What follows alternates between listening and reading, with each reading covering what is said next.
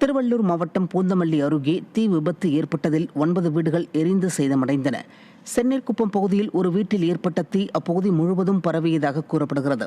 இதில் வீடுகளில் உள்ள பெரும்பாலான பொருட்கள் முழுவதும் எரிந்து சேதமடைந்ததாக தகவல் வெளியாகியுள்ளது. மேலும் தீ விபத்திற்கான காரணம் குறித்து விசாரணை நடைபெறுவதாக தெரிவிக்கப்பட்டுள்ளது. இந்த நிலையில் விடிய ஆட்சியில் தீயணைப்புத் துறையினரின் தாமதம் காரணமாகவே பொருட்கள் அனைத்தும் சேதமடைந்ததாக அப்பகுதியினர் குற்றம் சாட்டியுள்ளனர்.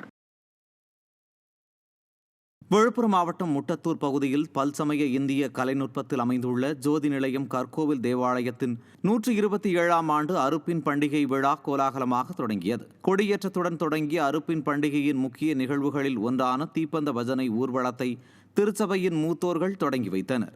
இதையடுத்து வான வேடிக்கையுடன் தொடங்கிய தீப்பந்த பஜனை ஊர்வலத்தில் ஏராளமான திருச்சபை விசுவாசிகள் கலந்து கொண்டு சிறப்பித்தனர்.